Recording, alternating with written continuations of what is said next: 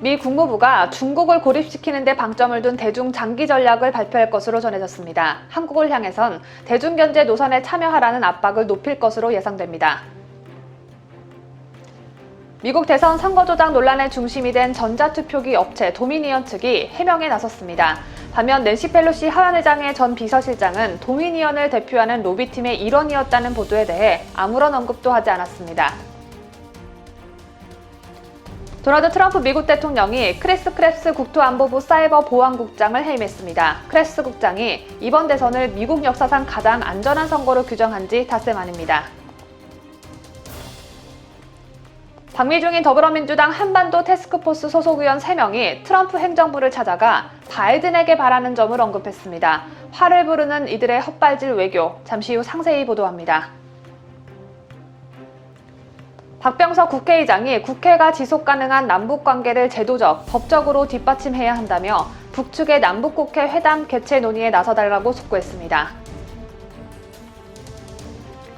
추미애 법무부가 평검사 2명을 대검에 보냈습니다. 윤석열 검찰총장을 감찰하겠다는 뜻을 나타낸 건데 큰 충돌이 예상됩니다.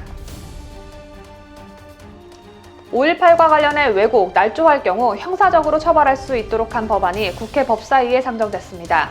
표현의 자유를 위축한다는 야당과 처벌 예외 조항을 두었다는 여당의 의견 대립이 심화되고 있습니다. 더불어민주당 이규민이 반국가 단체나 그 구성원을 찬양한 자는 징역에 처한다는 조항을 삭제한 국가보안법 개정안을 대표 발의했습니다. 이낙연 더불어민주당 대표가 전세난 대책으로 호텔을 주거용으로 바꿔 전월세로 내놓는 방안이 포함됐다고 말했습니다. 누리꾼들은 지능이 좀 많이 모자란 것 아니냐며 이낙연 대표를 진심으로 걱정했습니다. 이 밖에도 다양한 소식이 준비되어 있습니다. 11월 19일 오늘 꼭 알아야 할 뉴스와 함께 활기찬 하루 시작하시기 바랍니다.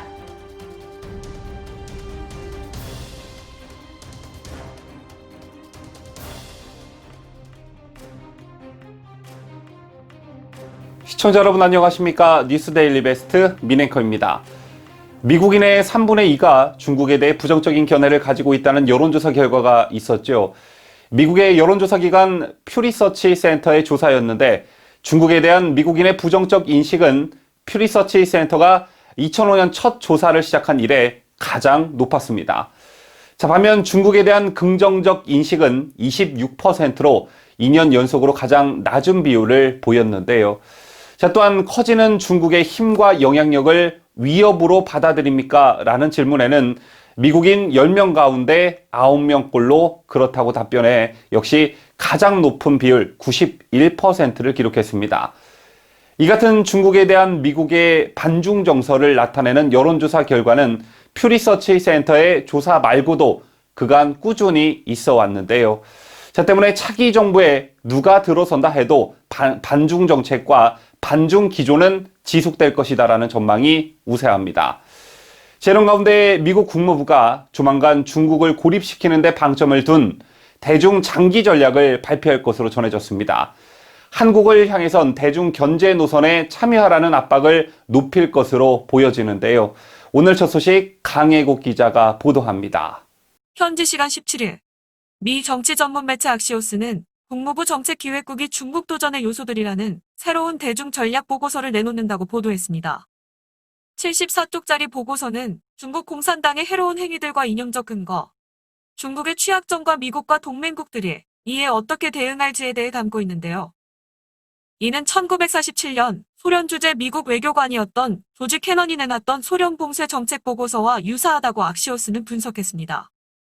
보고서는 중국 공산당의 목표는 기존에 확립된 세계 질서 내에서 우위를 점하는 것이 아니라 중국이 세계 중심이 되고 중국의 권위주의 목표와 패권 야망에 맞춰 세계 질서를 근본적으로 수정하는 데 있다고 평가했습니다. 그러면서 이런 도전에 직면해 미국은 기본으로 돌아가야 한다며 미국의 가장 중요한 목표는 자유를 보장하는 것이라고 명시했습니다. 또 행정 갈등이나 정권 교체를 초월해 이어지는 견고한 대중정책들을 수립해야 한다며 미국의 장기 과제 10가지를 제시하기도 했는데요. 세계 최강 군사력 유지, 규칙에 근거한 국제질서 강화, 동맹체제 재평가, 민주주의 인권 증진을 위한 새로운 국제기구 창설 등을 제시했습니다. 이번 보고서는 기존 동맹 복원을 강조한 바이든의 대선 공약 및 민주당이 내놨던 2020년 정강정책과 일맥상통해 바이든이 당선된다면 차기 정권에서도 그대로 추진될 가능성이 높다고 악시오스는 평가했습니다. 자유대한민국을 수호하는 뉴스데일리 베스트 강희국입니다.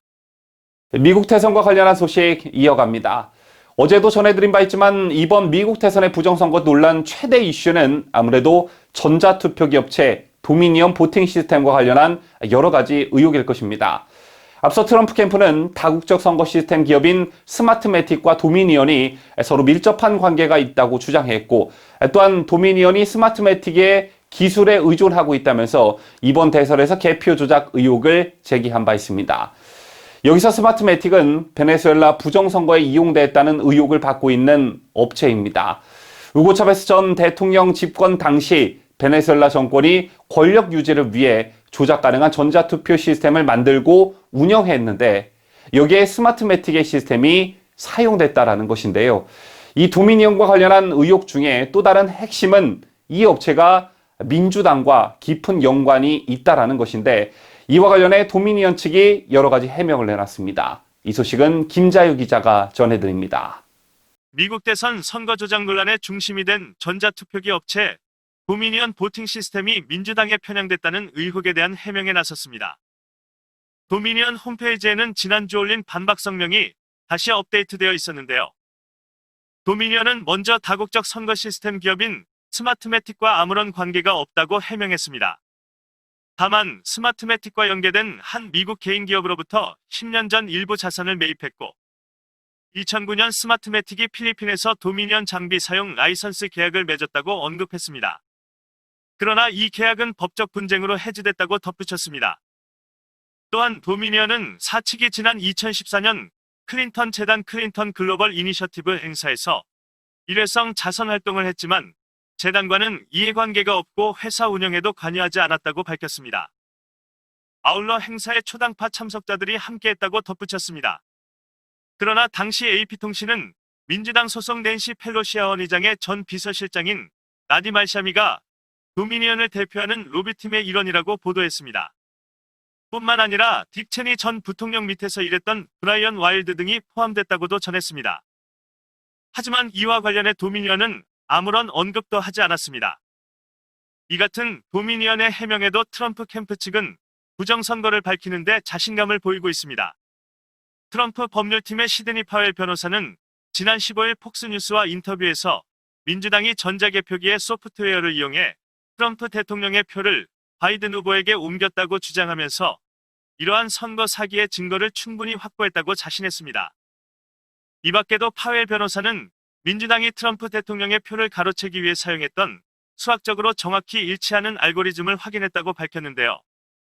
또한 독일, 베네수엘라 등 해외에서도 인터넷을 통해 전자투표 시스템의 소프트웨어를 업데이트할 수 있고 인터넷 원격 접속을 통해 실시간으로 개표 과정을 지켜보는 등 표 조작이 손쉽게 이뤄질 수 있다고 설명한 바 있습니다. 자유대한민국을 수호하는 뉴스데일리 베스트 김자유입니다. 도널드 트럼프 미국 대통령이 크리스 크랩스 미국 국토안보부 사이버보안 인프라보안국 CISA 국장을 해임했습니다. 크랩스 국장이 2020년 대선을 미국 역사상 가장 안전한 선거로 규정한 지 닷새 만입니다. 트럼프 대통령은 이날 트위터에서 크랩스 국장이 지난 11월 3일 대선 보안에 대한 발언이 매우 부정확했다고 지적했습니다. 트럼프는 2020년 선거 보안에 관한 크랩스의 최근 발언은 사망자 투표, 참관인들에 대한 선거사무소 출입 금지, 트럼프에서 바이든으로 표를 바꾼 투표 기계의 오류, 늦은 투표 등 대규모 부정행위와 사기가 있었다는 점에서 매우 부정확했다며 구체적 사유를 열거했습니다. 자, 이어 따라서 크리스 크랩스는 CISA 국장에서 해임됐다, 즉각 발효된다고 했습니다. 이에 대해 크랩스는 자신의 트위터에 복무할 수 있어서 영광이었다. 우리는 제대로 해냈다. 오늘을 막아 내일을 안전하게 했다라고 썼습니다.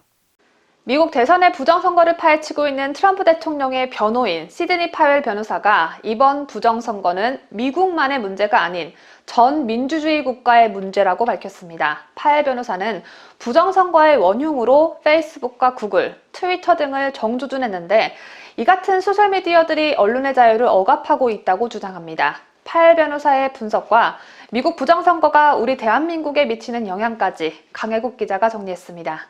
트럼프 대통령 측의 시드니 파웰 변호사는 미국 현지 시간으로 17일 트위터를 통해 빅테크와 페이스북, 구글, 트위터가 부정선거를 자행하면서 언론의 자유를 억압하고 있다고 밝혔습니다.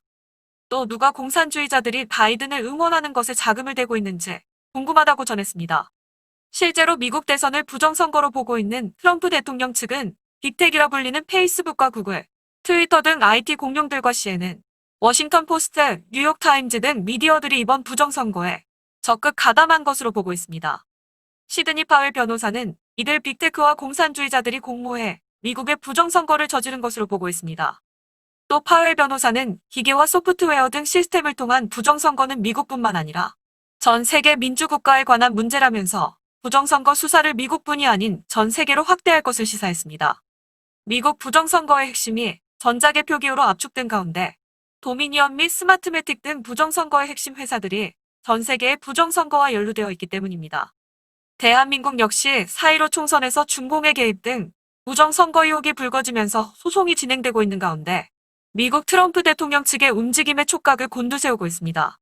특히 대한민국의 중앙선거관리위원회와 세계선거기관협의회인 AUWeb은 현재 부정선거의 주 원인으로 지목되고 있는 사전투표 시스템을 전 세계에 소개하고 보급하는 행사를 열었는데 문제가 있는 선거 시스템을 주도적으로 전 세계로 지원 보급한 것은 향후 큰 논란이 될 것으로 보여집니다. 특히 현재 미국 부정선거의 핵심이 되고 있는 장비 회사인 스마트매틱과 여러 나라의 부정선거가 이미 탄로나서 국제문제로 비화된 미루 시스템즈 등이 세계선거기관협의회가 개최한 행사에서 주도적인 선거 장비업체로 참여한 것으로 볼 때 상황에 따라서는 미국 부정선거 실체조사의 불똥이 대한민국으로 튈 수 있는 가능성도 없지 않아 보입니다. 따라서 4.15 부정선거의 주범으로 꼽히는 양정철은 트럼프 대통령 측의 동향을 살피며 부들부들 떨고 있을 것으로 추측됩니다. 뉴스데일리 베스트 강혜국입니다. 미국이 일본과 함께 개발한 신형 요격 미사일로 북한의 대륙간 탄도미사일 ICBM을 가정한 발사체를 격추하는 시험에 성공했습니다. 미국 미사일 방어청 MDA는 미국 현재 시간으로 17일 미국과 일본이 공동 개발한 SM-3 블록 2A를 해군 함정에서 쏘아 올려 모의 ICBM을 요격하는 시험에 성공했다고 발표했습니다. 이번 시험은 지상에서 이뤄진 기존 ICBM 요격 시험과 달리 해상에서 진행됐습니다. 해상 발사 요격 미사일로 모의 ICBM 격추에 성공한 것은 이번이 처음입니다. 존일 미사일 방어청장은 이번 시험 결과가 믿을 수 없는 성취이자 중요한 이정표라며 해상 기반 요격 시스템이 예기치 못한 미사일 위협에 대항하는 대비책을 제공할 것이라고 밝혔습니다. AP통신 등 외신에 따르면 이번 시험은 하와이를 ICBM 공격에서 보호하는 시나리오 하에 진행됐습니다. 힐 청장이 위협국에 대해 구체적으로 언급하지는 않았지만 북한을 겨냥한 시험이라는 게 통신의 분석입니다. AP통신은 미국이 지난 수십 년간 미사일 방어 시스템 구축에 속도를 내려 한 주요한 이유는 북한의 ICBM과 핵무기 개발 때문이라고 진단했습니다. 일본 교도통신 역시 ICBM 개발을 추진 중인 북한을 겨냥해 하와이와 미 본토 방어 능력을 보여주려는 의도가 있는 것으로 보인다고 평가했습니다. 미국 대선 투표가 끝나자마자 트럼프 대통령이 예고한 부정선거가 현실화되면서 혼란이 계속되고 있는 가운데 한국의 외교부 장관 강경화는 야당 의원들의 우려 속에서도 미국행을 강행했었죠. 기어코 미국을 간 강경화는 트럼프 행정부 쪽 관료들과 또 바이든과 친한 의원들을 같은 날 순서대로 만나고 다니는 이른바 양다리를 걸치는 듯한 행세를 하고 귀국했습니다. 그런데 현재 미국을 방문 중인 더불어민주당 의원들은 강경화보다도 한술 더 떠 차기 정부는 트럼프 행정부의 대북 정책을 계승해야 한다는 취지의 말을 트럼프 행정부 고위 관료에게 했다고 합니다. 간단히 요약하면 민주당 의원들은 바이든을 차기 대통령으로 규정하면서 트럼프 대통령 측의 바이든의 대북 정책을 비판한 것입니다.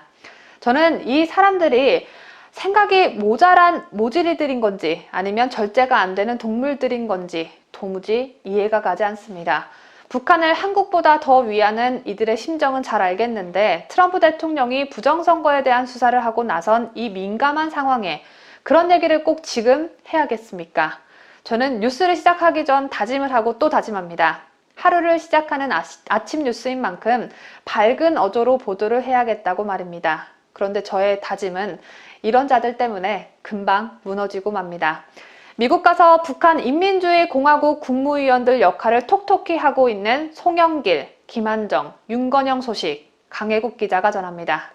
미국을 방문 중인 더불어민주당 한반도 태스크포스 소속 송영길, 김한정, 윤건영은 미국 현지 시간으로 17일 스티븐 비건 국무부 부장관을 만나 조 바이든 행정부도 도널드 트럼프 행정부의 대북 정책을 계승해야 한다는 취지로 말했습니다. 이 자리에서 한반도인지 두반도인지하는 TF 단장 송영길은 트럼프 행정부의 대북 관여 정책은 고립된 북한을 국제사회로 끌어낸 의미 있는 첫발이라고 평가하고 차기 미국 행정부에서도 이러한 노력을 지속하길 바란다고 말했습니다. 바이든에게 바라는 점을 대체 왜 트럼프 측에 말하는 건지 제가 살다 별 희한한 사람을 다 보고 사네요.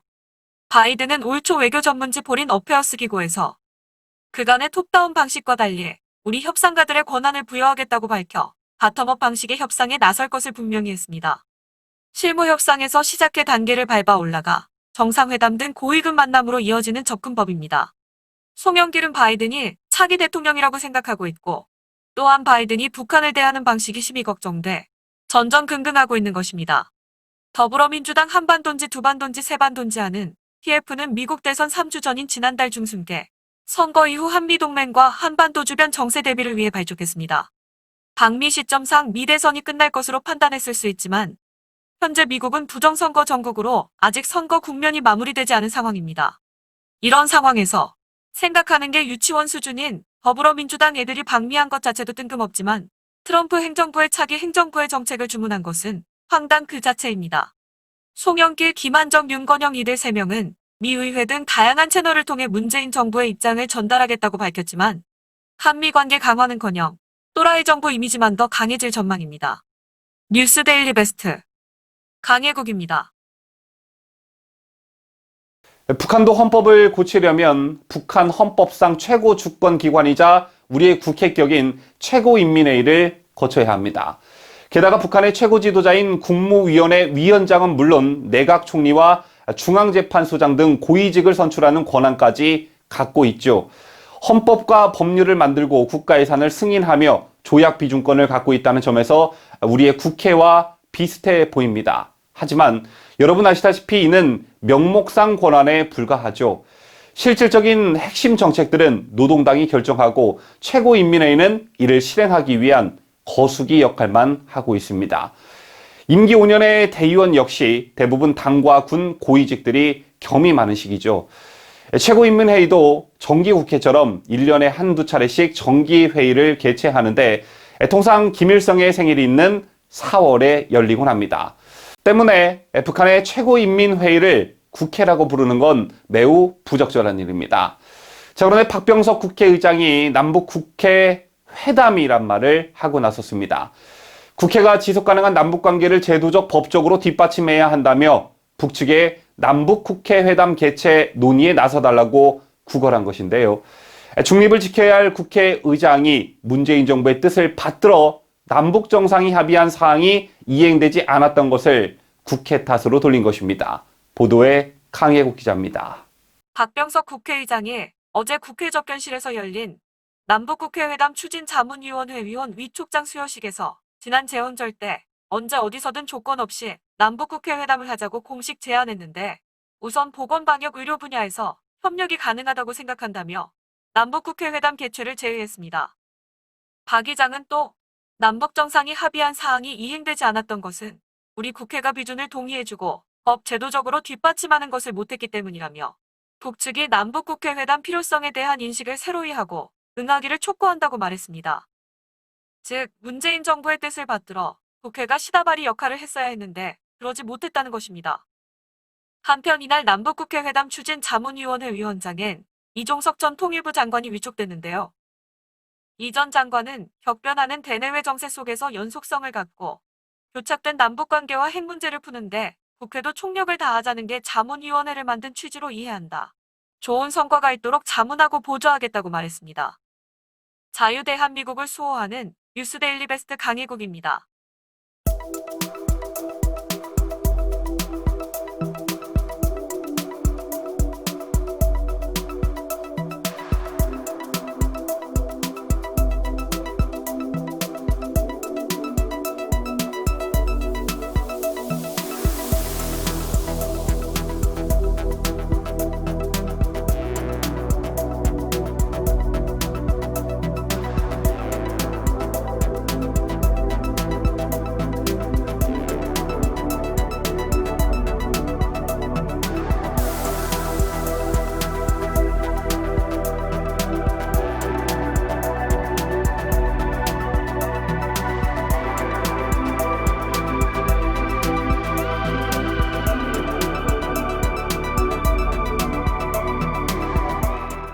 추미애가 이제 갈 때까지 가는 것 같습니다. 한 번도 경험하지 못한 일들이 문재인 정부 들어 빈번하게 발생하더니 이제 상상하지도 못한 일이 하루가 멀다 하고 발생하고 있는데요.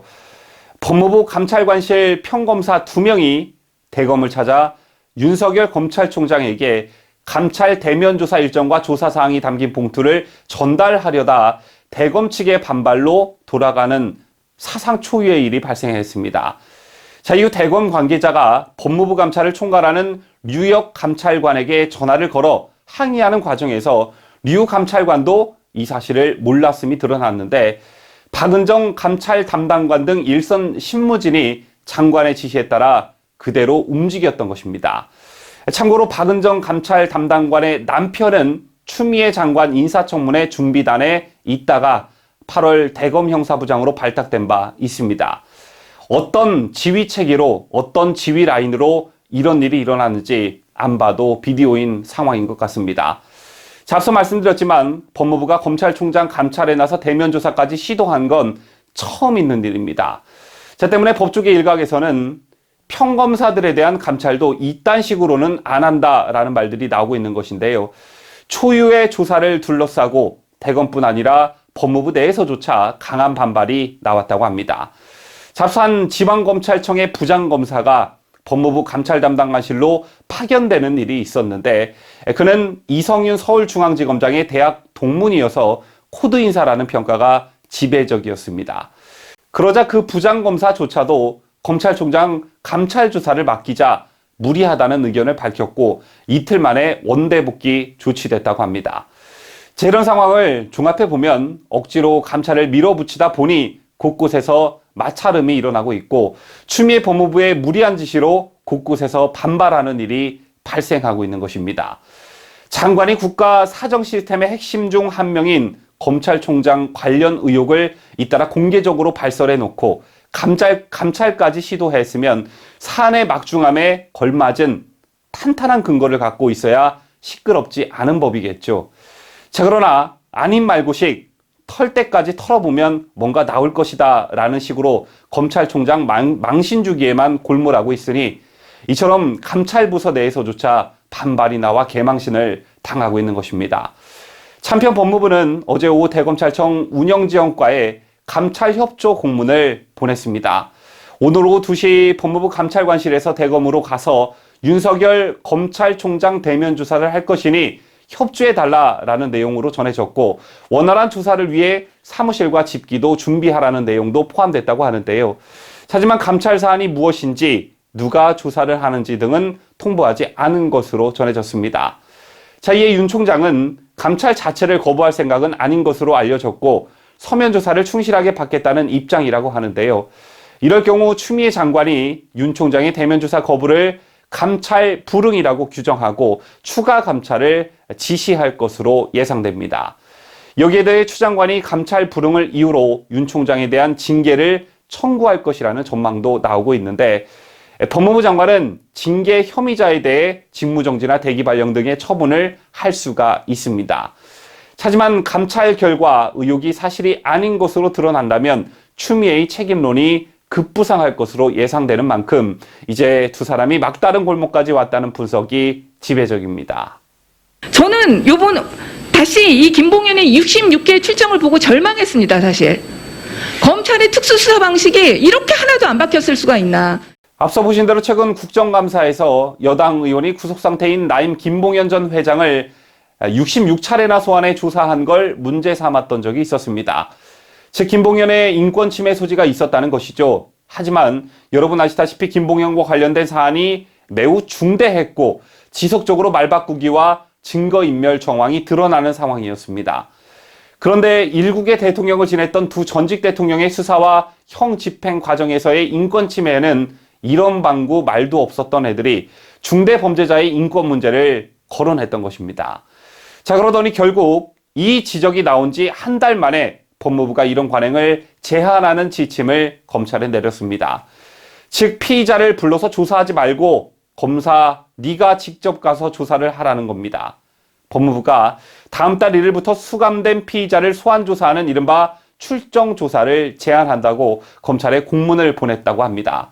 다른 관할에 수감된 피의자가 별건 조사를 받을 경우 검사가 직접 방문해 조사하도록 한 것인데요. 제이에 따라 김봉현 전 회장의 횡령 혐의를 수사 중인 수원지검은 김 전 회장이 수감돼 있는 남부구치소에서만 조사할 수 있게 됐습니다. 죄를 두고 일각에서는 사기 피의자인 김 전 회장이 검사 접대 의혹을 폭로한 뒤 여권이 과보하고 있다는 지적들이 나오고 있습니다.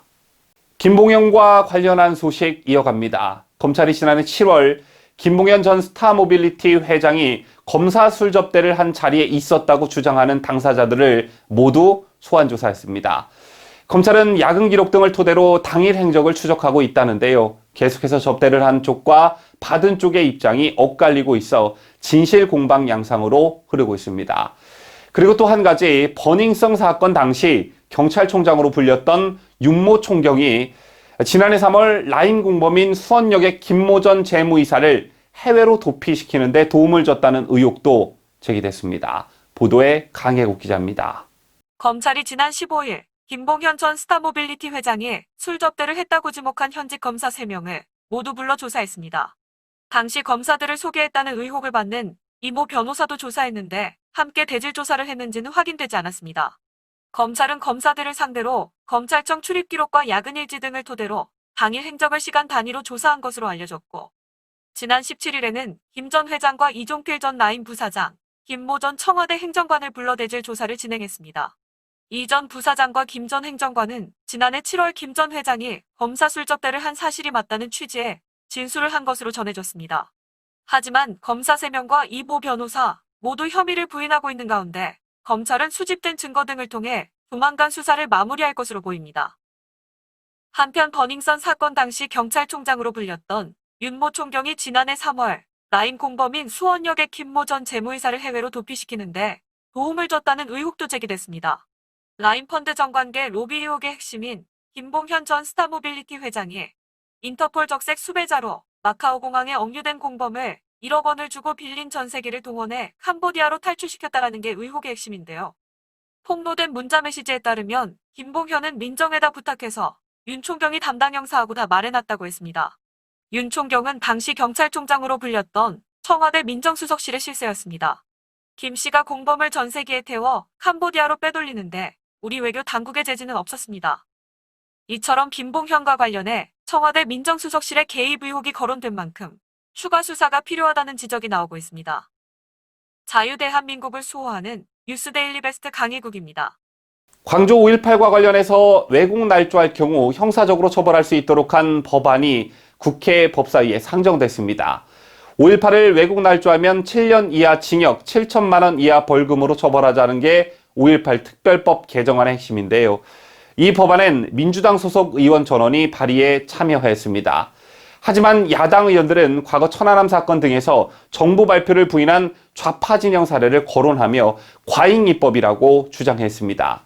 결국 여야는 5.18 관련법을 법안 심사 소위로 넘겨 심사를 이어가기로 했습니다.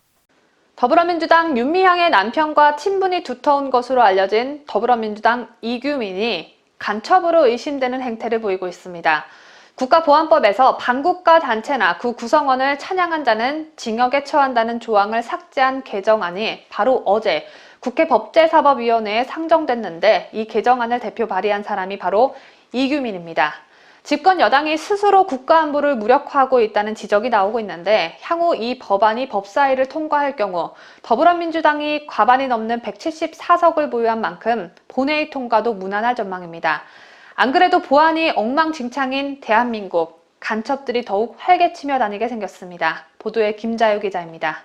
이규민 더불어민주당 의원이 대표 발의한 개정안은 국가보안법 제7조를 완전히 삭제했습니다.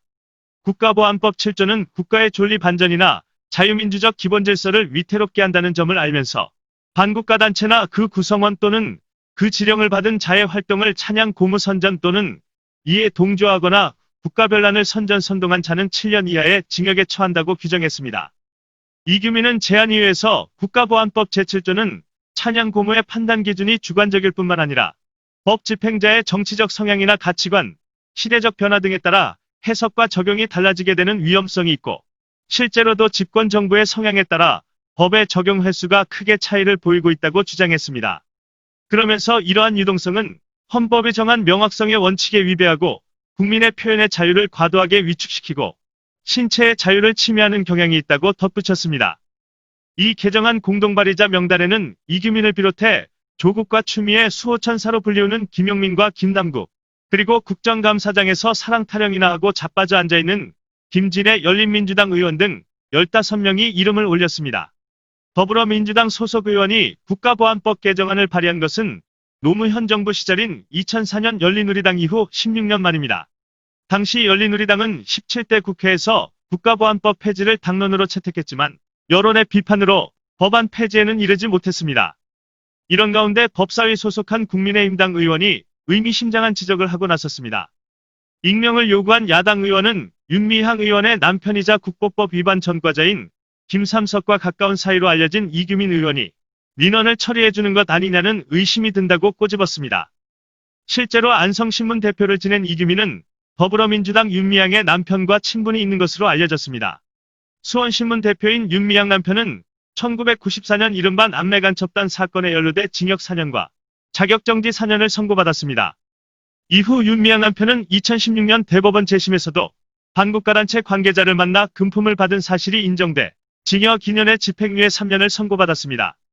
이규민은 쉼터 사유와 논란이 일었던 정의기억연대 경기도 안성 쉼터 평화와 치유가 만나는 집을 소개한 것으로도 전해졌습니다. 정 의원은 지난 5월 힐링센터 구입에 어려움을 겪는 상황에서 윤미향 전 대표 남편의 지인인 안성신문 사장에게 소개받은 것은 사실이라고 밝힌 바 있습니다. 어느 정도 이제 넓이가 있어야 되는 거고, 공간이. 그리고 이제 뭐 전망도 좋고 그런 데가 좋겠다고 그래서 그 세 군데가 다 이제 고3저수지, 금강저수지, 두매저수지 근처로 찾아서 소개를 시켜드린 거고요. 윤미향 같은 자가 국회에 들어가 떡하니 한 자리 차지하고 있는 게 얼마나 위험한 일인지 몸소 느낄 수 있는 상황이 돼버렸는데 16년 전에도 개정되지 못했던 국가보안법이 이번엔 개정된다면 이는 윤미향 남편의 파워가 작용됐다는 분석이 뒤따를 것으로 보여집니다. 대한민국의 북한의 지령을 받은 자들이 대체 얼마나 많이 살고 있는 건지 너무너무 궁금한 뉴스데일리 베스트 김자유입니다.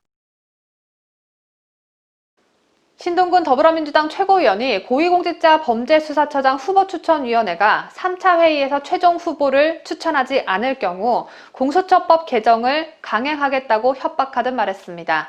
어제 18일 신동근은 KBS 라디오 김경래의 최강시사와 전화 인터뷰에서 예상했던 대로 공수처장 추천이 파행으로 가고 있다며 오늘 공수처장 추천이 안 되면 정기국회 내에 공수처법 개정안을 통과시키기 위해 오는 25일 법제사법위원회 법안 소위원회에 법안을 상정할 수밖에 없다고 말했습니다. 저희가 말 그대로 기다리고 인내와 끈기를 가지고 기다려왔는데 더 이상은 저희가 기다릴 수 없다. 그리고 국민들도 이 검찰개혁 문제를 가지고 벌써 1년 이상 이렇게 지속되면서 피로감을 굉장히 느끼고 있습니다. 네. 그래서 저는 검찰개혁을 위해서도 그렇고 또 국민들의 여망을 위해서도 반드시 공수처장을 신속하게 저는 추천해서 이 검찰개혁 국면을 완료시켜야 된다 이런 생각을 갖고 있기 때문에 오늘 더불어민주당은 현재 공수처장 후보 추천 무산에 대비해 야당의 거부권을 무력화하기 위한 공수처법 개정안을 발의한 상태입니다. 현행 공수처법은 후보 추천위원 7명 중 6명 이상의 찬성이 있을 때만 공수처장 후보 추천이 가능합니다. 하지만 추천위 의결 정족수를 현행 3분의 2 이상인 5명이 찬성하면 추천할 수 있는 김용민 민주당 의원안과 야당 추천목의 2명을 국회의장이 대신 행사할 수 있도록 하는 백혜련 민주당 의원안이 각각 법사위 법안 심사 1소위에 계류돼 있고 법사위 상정을 앞둔 상황입니다. 이 같은 민주당의 압박에 야당은 깡패짓이라며 반발했습니다. 주호영 국민의힘당 원내대표는 이날 국회 도서관에서 기자들과 만나 여당은 뭐가 그렇게 감출 것이 많아서 공수처를 그렇게까지 해서 만들겠다는 것이냐며 그런 깡패짓이 어디 있느냐고 맹비난했습니다.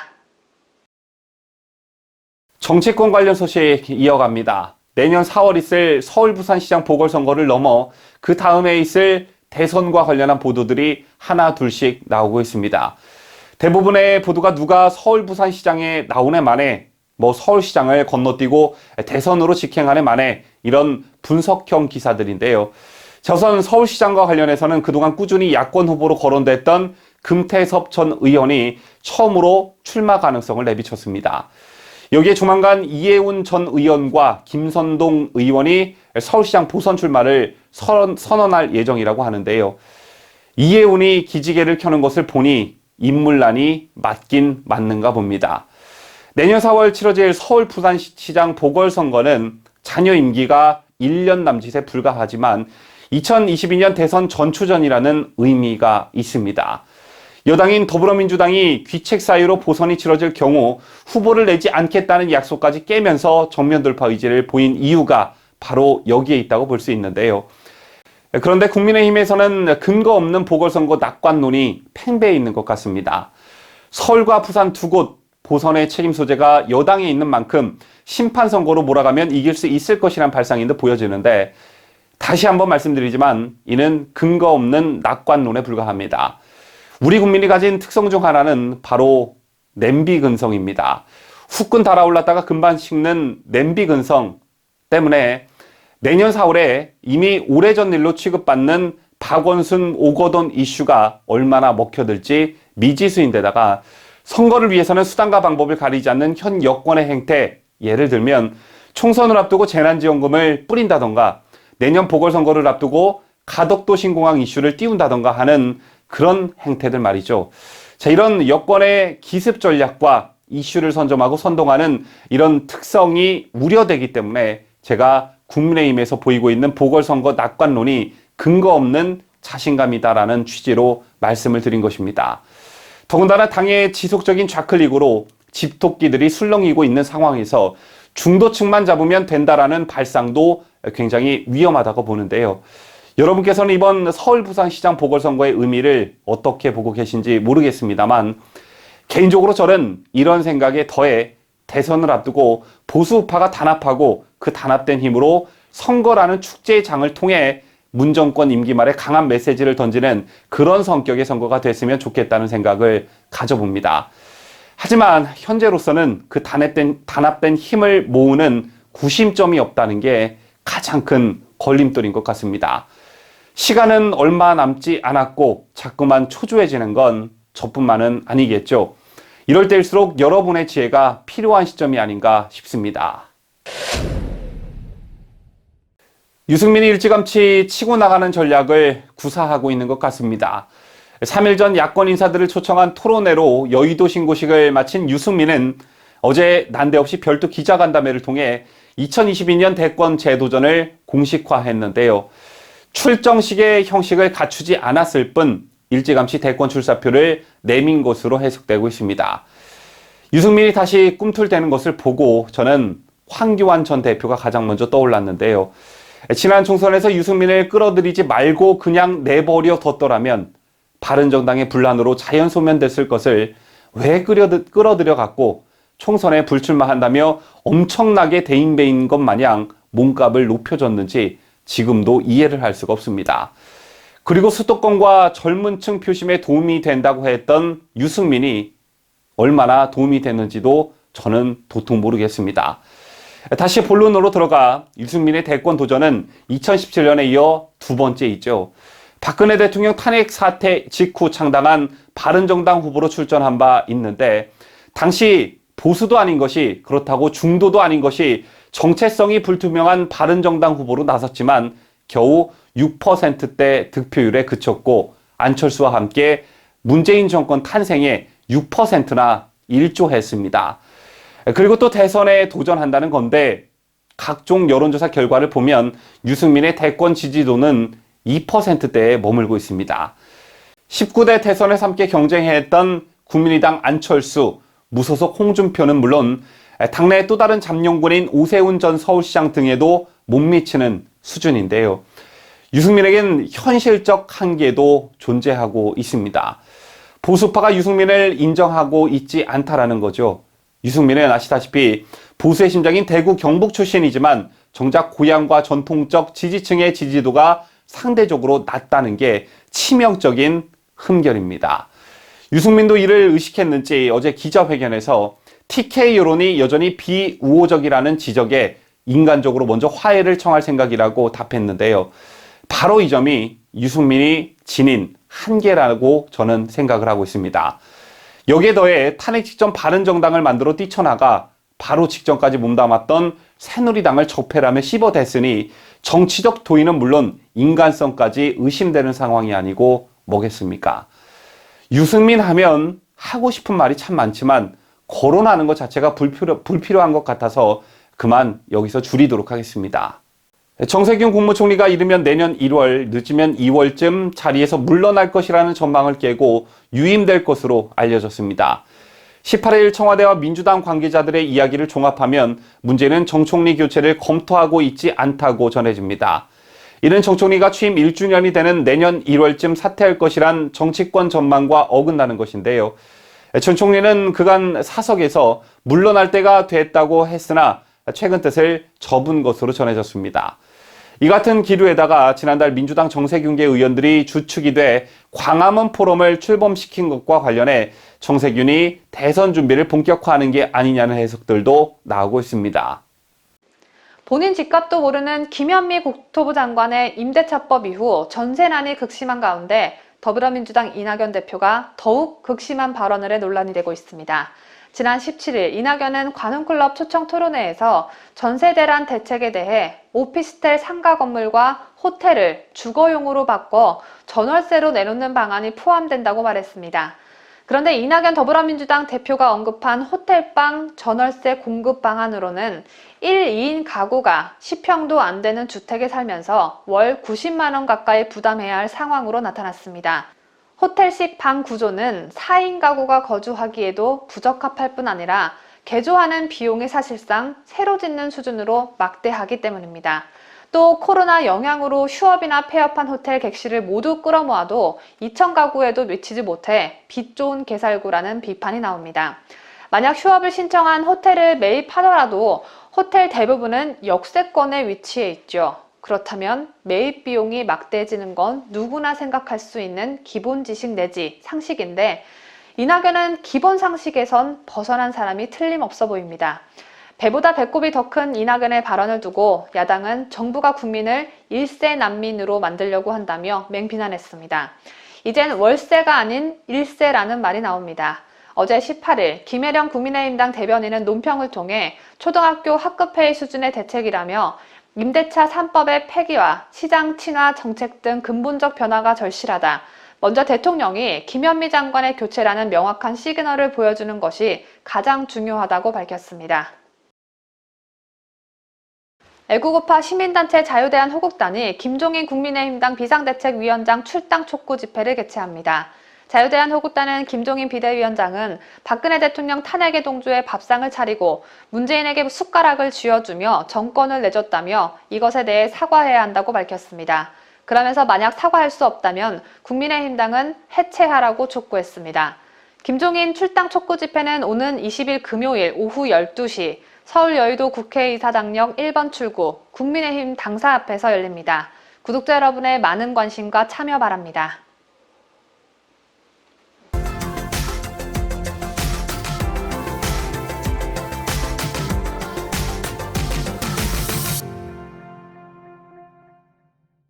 중대본이 17일 발생한 국내 코로나 신규 확진자가 313명이라고 어제 밝혔습니다.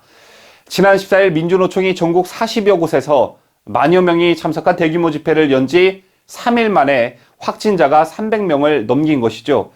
17일 이전에 코로나 확진자가 300명을 돌파한 것은 323명의 확진자가 발생한 지난 8월 28일이 마지막이었습니다. 자, 그런데 아마 여러분 생생히 기억하고 계실 겁니다.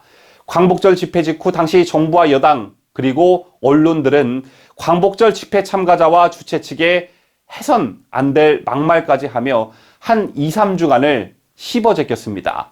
말 그대로 씹어제꼈습니다. 거의 모든 이슈를 광화문 집회 탓으로 몰고 갔죠. 그러면서 국민들에게 쿠폰을 제공하며 분위기를 조성했던 자신들의 과오는 철저히 묻어갔습니다. 자, 그런데 이번 민노총 집회가 끝나고 확진자 수가 급증했는데 이들은 아무런 반응을 내놓지 않고 있습니다. 언론들도 너무나 조용하기만 합니다. 하루 확진자가 300명 이상 발생하게 되면 사회적 거리두기 역시 2단계로 격상하게 되지만 정부는 거리두기 격상 없이 상황을 반전시키는 게 중요하다고 했습니다. 만약 교회나 보수파 단체 집회였다면 집중 포화를 가하면서 바로 사회적 거리 두기 2단계로 격상했을 것입니다. 채론 공정하지 못한 나라에 세금 내고 살려니 답답한 분들 많이 계실 것 같다는 생각이 들지 않을 수가 없습니다. 이상으로 저희가 준비한 뉴스를 모두 마치도록 하겠습니다. 지금까지 저는 뉴스데일리 베스트 민앵커였고요. 저는 내일 더 알찬 소식을 가지고 이 자리에서 여러분들을 기다리고 있겠습니다. 끝까지 시청해주신 여러분 대단히 감사합니다.